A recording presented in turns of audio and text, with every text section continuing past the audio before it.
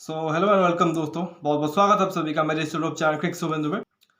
तो जनरली हम किसी एक टॉपिक के ऊपर बात करते हैं, पर्टिकुलर गेम के बारे में या पर्टिकुलर न्यूज़ के बारे में। बट इस वीडियो में हम थोड़ा सा मल्टीपल एक तरीके से न्यूज़ के बारे में बात करेंगे, जहाँ पे डिफरेंट खबर्स हैं और छोटे छोटे खबर्स हैं बट बहुत ही इंपॉर्टेंट खबर्स हैं। टीम इंडिया के रिगार्डिंग है और बाकी टीमों के भी रिगार्डिंग है।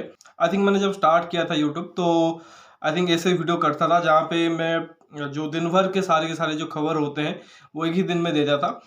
बट बाद में आई थिंक हर एक तरीके से इंडिविजुअल एक तरह से खबर के लिए मैं अलग अलग वीडियो बनाता था। बट इस वीडियो में हम बात करेंगे क्योंकि छोटे छोटे काफ़ी खबर्स हैं, तो एक ही वीडियो में एक तरीके से बात करेंगे। बट जो मेजर पॉइंट्स है, जो एक तरह से मेजर खबर है, उसको एक तरह से सबसे पहले डिस्कस कर लेंगे।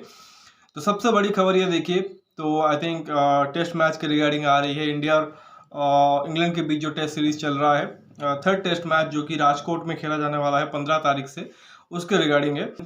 जस्ट एक दो दिन पहले ही शायद मैंने आपको टीम अपडेट भी दिया था, जो एक तरीके से आखिरी 3 मैच की स्क्वाड आई थी उसके बारे में आपको बताया था।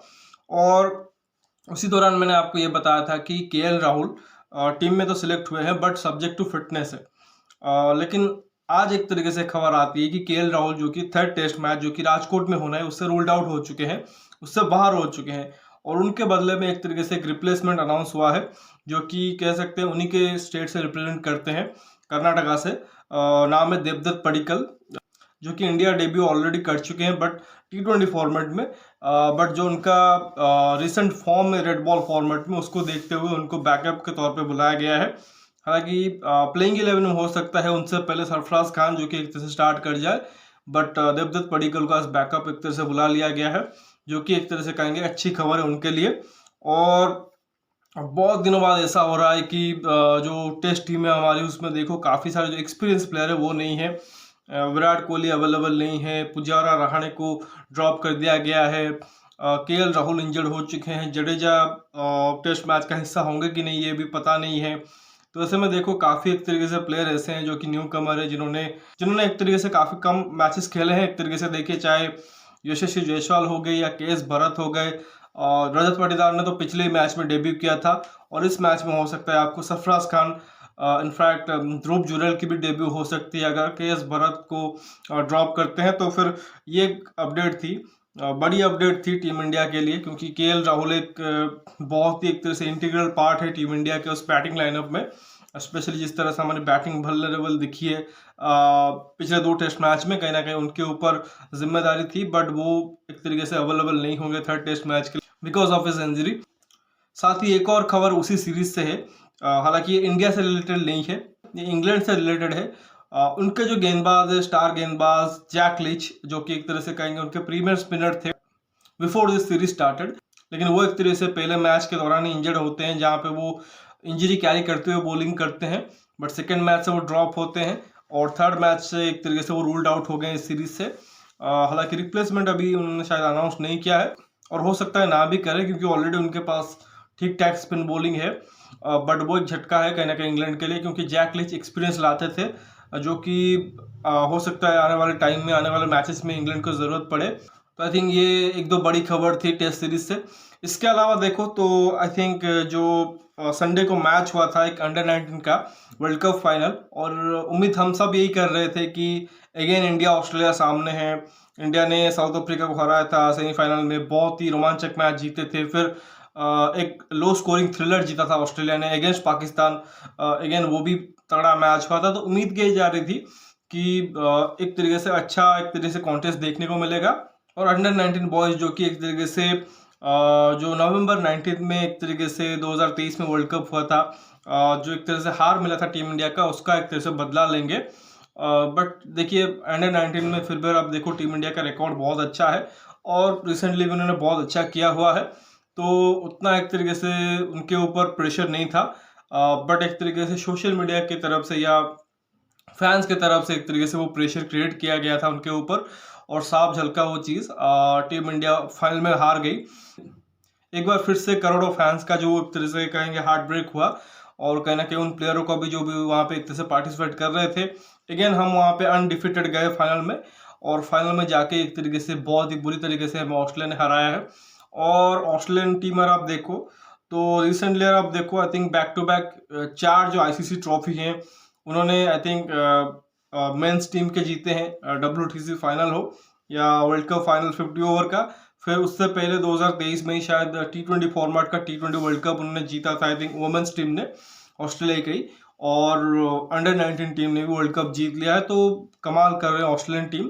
और दूसरी तरफ हमारी इंडियन टीम, जो कि हर दफा लग रहा है कि जाके एक तरह से ट्रॉफी उठा के लाएंगे, बट एंड मोमेंट पे एक तरीके से नॉकआउट स्टेज पे हम एक तरह से हार के बाहर हो रहे हैं। At the same time it's frustrating as well as heartbreaking, but इंतजार करना पड़ेगा फाइनली कि किस दिन एक तरीके से वो जो सूखा है वो खत्म होता है। सीनियर टीम में तो खैर मेंस और वुमेन्स का ही एक तरह से वो सूखा पड़ा हुआ है पिछले कई टाइम से, बट अंडर 19 टीम ने फिर भी आप देखो, आई थिंक 2018 में जीते थे, फिर 2022 में जीते थे, फिर बीच में आप देखो 2016, 2020, आई थिंक इन सब में हमने फाइनल भी खेला हुआ है। तो वहाँ पे फिर भी आप देखो रिकॉर्ड अच्छा है, और हमने शायद 5 दफ़ा एक तरह से ट्रॉफी उठाया है, जो कि सबसे ज़्यादा बार है अंडर 19 टीम में से। तो आई थिंक वहाँ पे तो फिर भी टीम इंडिया ने बेहतर ही किया है। उम्मीद ये की जा रही थी कि छठी ट्रॉफी आ जाएगी जिस तरह से हमने क्रिकेट खेला था, बट अगेन देखो Australian team ICC knockout game में उनका एक तरीके से कोई भी एक तरह से मुकाबला नहीं है, चाहे वो अंडर 19 टीम ही क्यों ना हो। बाकी और इंटरनेशनल क्रिकेट की और बात करें तो आई थिंक साउथ अफ्रीका और न्यूजीलैंड का एक सीरीज चल रहा है, जहाँ पे साउथ अफ्रीका कह सकते हैं कि सेकेंड स्ट्रिंग टीम के साथ खेल रही है, जहाँ पे उनका हालत ख़राब है। न्यूजीलैंड बहुत अच्छा वहाँ पे परफॉर्म कर रही है और एक मैच जीत भी चुके हैं। अफगानिस्तान और श्रीलंका का बहुत ही इंटरटेनिंग सीरीज चल रहा है, तो उसे भी एक तरीके से आप देख सकते हो। बाकी अगर फ्रेंचाइजी क्रिकेट की बात करें तो काफ़ी सारे फ्रेंचाइजी क्रिकेट हो रहे हैं। SA20 रिसेंटली एक तरह से कंक्लूड हुआ है, और अपने टाइटल को डिफेंड किया है सनराइजर्स ईस्टर्न केप ने, जो सनराइजर्स हैदराबाद एक तरह से कह सकते हैं उसी फ्रेंचाइजी बेस्ड एक तरीके से कहेंगे, क्योंकि तो SRH के जो ओनर है वहाँ पे एक तरीके से उनका भी एक तरीके से पार्ट है वहाँ पे सनराइजर्स ईस्टर्न केप में, उसको भी एक तरह से ओन किया हुआ है। तो लगातार दूसरी दफ़ा एक तरह से सनराइजर्स की फ्रेंचाइजी ने वहाँ पर ट्रॉफी जीत लिया है, तो बड़ी प्राउड मोमेंट है। यहाँ पे SRH को काफ़ी स्ट्रगल करना पड़ा है रिसेंट टाइम्स में, बट वहाँ पे वो दोनों दफ़ा ट्रॉफी जीत चुके हैं। इसके अलावा दुबई में ILT20 हो रहा है, बांग्लादेश प्रीमियर लीग भी हो रहा है, तो वो सब चीज़ आप जाके देख सकते हो। लेकिन IPL भी एक तरीके से अब बहुत ज़्यादा दूर नहीं है, एक तरह से अगले महीने ही एक तरह से IPL स्टार्ट हो जाएगा, लगभग 1 महीना दूर है हमसे। बट उससे रिगार्डिंग भी एक बड़ी अपडेट आई है। कुछ ही दिन पहले एक तरीके से एक मैच हुआ था, और मैंने आई थिंक उस पर वीडियो भी बनाया था, न्यूज़ आपको दिया था, और आपने सोशल मीडिया के थ्रू और मीडिया के थ्रू भी देखा होगा। नाम था शेमार जोसेफ, बहुत ही तगड़ा गेंदबाज। टेस्ट मैच में गैबा में ऑस्ट्रेलिया के खिलाफ 7 फॉर लिया था और गैबा का घमंड को दोबारा से तोड़ा था। आई थिंक आप एक तरह से याद रखे होंगे उस गेंदबाज को। तो उस गेंदबाज की IPL में एंट्री हो चुकी है, और एंट्री हुई है लखनऊ सुपर जायंट्स में। लखनऊ सुपर जायंट्स के जो तेज़ गेंदबाज है मार्क वुड, वो अवेलेबल नहीं होंगे IPL 2024 के लिए। एग्जैक्ट रीज़न पता नहीं है अभी, आप चाहें तो इन डिटेल देख सकते हैं, आई थिंक इंटरनेट में मिल जाएगा, बट मुझे लगता है कि अभी शायद एग्जैक्ट रीज़न पता नहीं है। जहाँ पे मैं एक तरह से खबर पढ़ रहा था तो वो अवेलेबल नहीं होंगे, और उसी के चलते अगर आप देखो तो शेमार जोसेफ को लखनऊ ने साइन किया है। अब शेमार जोसेफ उतना एक्सपीरियंस तो नहीं है इंटरनेशनल क्रिकेट में, बहुत कम मैचेस खेले हैं, बट अगेन देखो एक्साइटिंग एक तरीके से प्रोस्पेक्ट है, और बहुत अच्छे कर सकते हैं जिस तरह से वो तेज़ गति के साथ गेंदबाजी कर रहे हैं। और ये फ़ायदा होता है रिसेंट परफॉर्मेंस का। आप कहीं पे भी उठा के देख लो, जैसे SA20 हो रहा था या ILT20 अभी चल रहा है, BPL चल रहा है, बांग्लादेश प्रीमियर लीग, तो वहाँ पे अगर आप देखो अपॉर्चुनिटी है प्लेयरों के पास, क्योंकि जब तक IPL स्टार्ट नहीं होता, हो सकता है कि अगले 1 महीने में और भी आपको इंजरीज और भी आपको एक तरीके से पुल आउट होते हुए दिखे प्लेयर, क्योंकि ये अक्सर होता है। क्योंकि ऑक्शन के बाद क्या होता है, कुछ प्लेयर एक तरीके से फिर अपनी जो मन है वो एक तरह से बदल देते हैं कि हमें इस बार नहीं जाना है, कुछ को इंजरी हो जाती है, तो रिप्लेसमेंट अनाउंस होते हैं। तो ऐसे में ज़रूरी होता है कि जो प्लेयर्स वहाँ पे परफॉर्म कर रहे हैं दूसरे लीग्स में या अपने इंटरनेशनल साइड के लिए भी, तो वो वहाँ पे अच्छा करते रहे, कभी वो उनको एक तरह से कॉल अप मिल सकता है। तो वैसे ही एक तरह से कॉल अप मिला है शेमार जोसेफ को। होपफुली उनको अपॉर्चुनिटी मिलेगा, क्योंकि इंडियन कंडीशन में तेज़ गति वाला गेंदबाज हो सकता है इफेक्टिव हो जाए। तो इंटरेस्टिंग होगा क्या उनको अपॉर्चुनिटी मिलती है कि नहीं उस प्लेइंग 11 में।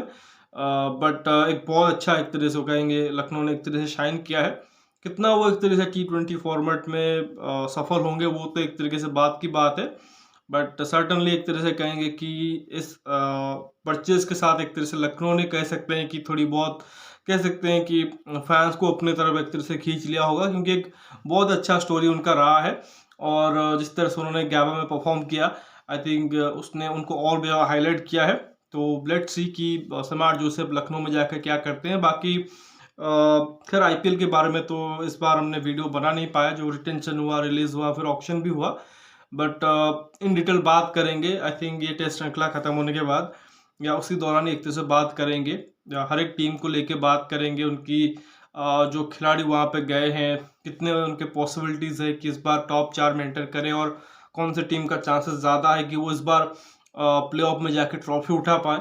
और वैसे भी एक इमोशनल सीज़न होने वाला है, क्योंकि हम सबको लग रहा था कि एम एस धोनी 2023 में ट्रॉफी उठाने के बाद होपफुली वो रिटायरमेंट ले लेंगे, बट इस बार वो एक तरह से आ रहे हैं। जो उन्होंने वादा किया था कि मेरे लिए मुश्किल काम होगा दोबारा से अपने आप को फिट रख के टीम को एक और सीज़न एक तरीके से अपनी कप्तानी में एक तरह से खिलाना, तो वो चीज़ उन्होंने एक तरीके से वादा किया था फैंस को और वो निभाने के लिए भी तैयार है। और अभी आई थिंक सोशल मीडिया पे उनके पिक्चर्स भी वायरल हो रहे हैं, लंबे लंबे बालों के साथ वो एक तरीके से प्रैक्टिस स्टार्ट कर चुके हैं। फिट तो वो ऑलवेज रहते हैं। तो एम एस धोनी के लिए इंतज़ार रहेगा इस बार का आईपीएल का, क्योंकि हो सकता है फाइनली इनका आखिरी सीज़न हो। पता नहीं, वो तो पिछले 2-3 सीज़न से ही चल रहा है, बट हो सकता है फाइनली इस बार का सीज़न जो कि आखिरी हो, तो उनके लिए भी इंतज़ार रहेगा। ऑब्वियसली हर एक टीम के लिए इंतज़ार रहेगा कि किस तरह से आईपीएल गुजरता है, बट जैसा ही कहा कि मोस्ट इम्पोर्टेंटली अभी टेस्ट श्रृंखला चल रहा है और इंडियन टीम अभी फंसी हुई है, क्योंकि काफ़ी एक्सपीरियंस खिलाड़ी नहीं है, एकदम से यंग टीम आ गई है। और जिसमें सिर पर आप देखो तो एक रोहित शर्मा ही आज बैटर, अगर आप देखो तो काफ़ी एक्सपीरियंस वाले हैं, बट बाकी सारे के सारे इनएक्सपीरियंस वाले हैं। तो टीम इंडिया तो एक तरह से यही होप करेगी कि रविंद्र जडेजा जल्द से जल्द फिट हो जाए, ताकि थोड़ी सी बैटिंग में थोड़ा सा एक्सपीरियंस और मिल जाए।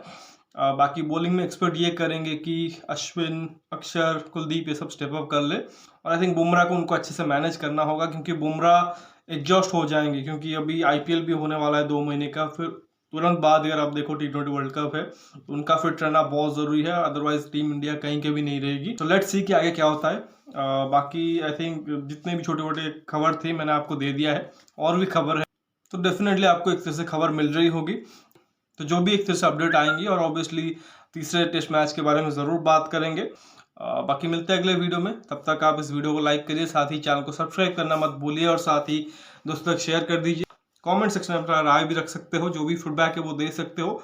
नोटिफिकेशन की घंटी दबा लो ताकि हर एक वीडियो की अपडेट आपको टाइम पे मिलती रहे। मिलते हैं अगले वीडियो में, तब तक के लिए धन्यवाद। जय हिंद।